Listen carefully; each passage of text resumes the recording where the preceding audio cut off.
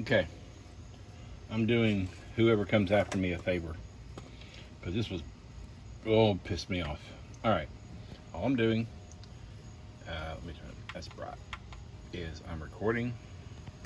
I'm changing out Serpentine belt 2005 Ford Escape, 6-cylinder, 3-liter engine, and look, I'm not a mechanic. I'm a software guy. Um, but there's plenty of YouTube videos out there that tells you all the details of everything. But every single video I found, this pulley is upside down. I'm sorry.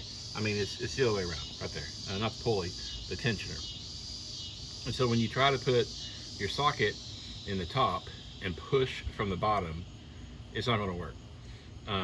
So what I finally had to do was to, it ended up having my wife come in and help me, was to put the socket in the top, your 3/4 inch socket, stick at the top, or whatever, not 3/4, 3/8 or whatever. Your socket wrench, your standard socket wrench, stick at the top.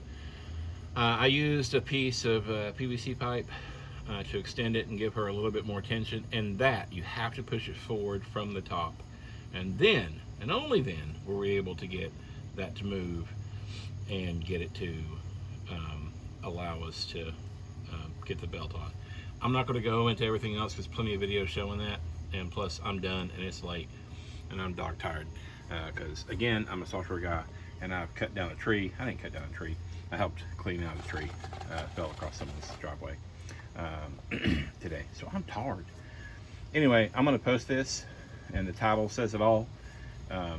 Again, this was stupid. All right, but I hope that helps somebody. And if I help one person, then great. That's all I need to do. Bye.